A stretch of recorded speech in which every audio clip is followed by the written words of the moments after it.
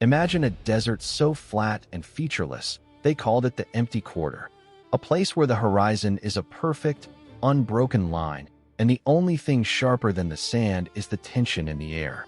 It's February 26, 1991. The ground war of Operation Desert Storm is just over a day old.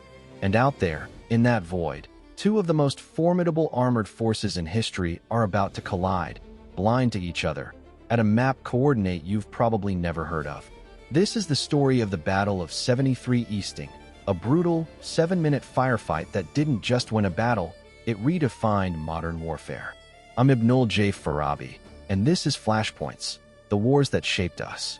The U.S. 2nd Armored Cavalry Regiment was a spearhead, scouting deep into Iraqi territory.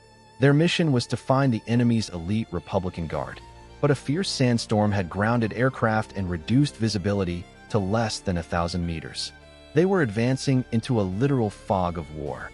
The troopers of Eagle Troop, led by Captain H.R. McMaster, were young, trained on simulators that felt like video games, but now they were in the real thing. Their M1A1 Abrams tanks and Bradley fighting vehicles crawling forward through the grit. They had no idea that just over the next rise, completely unaware of their approach, sat dug-in T-72 tanks of the Iraqi Tawakalna division. The Iraqis had the advantage of position, but they had one critical disadvantage. They were standing still, and they couldn't see.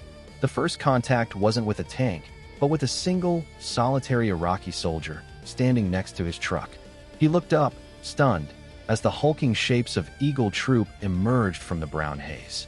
He was captured in seconds, but the alarm was raised. And then, through the swirling sand, a thermal sight locked onto the silhouette of a Soviet-made tank. The American gunner's report was calm, clinical, identified T-72. Engaging. The peace of the desert was shattered by the roar of a 120mm smoothbore cannon. The first shot hit its mark. The battle for 73 Easting had begun. What followed was a masterclass in what the military calls decision superiority. The American vehicles never stopped moving. They advanced in a line, a rolling wall of steel and fire. Their thermal sights cut through the sandstorm, turning day into night and revealing the Iraqi tanks as clear as day. For the Iraqis, it was a nightmare. They were blind, firing at muzzle flashes they could barely see. The U.S. tanks and Bradleys engaged with terrifying precision. An Abrams round would punch straight through an Iraqi T-72, the overpressure inside literally cooking off the ammunition, blowing the turret clean off the hull in a catastrophic explosion. It was less a duel and more a demolition. In minutes, a landscape that was empty became a junkyard of burning armor. The fight raged down a line of longitude, the 73 Easting on the map, and lasted roughly 7 minutes. In that time, Eagle Troop and its sister units destroyed over 80 Iraqi tanks, armored vehicles, and trucks. They suffered one casualty. The numbers are so lopsided they feel inhuman, but they reveal a deeper truth. This wasn't just about better tanks.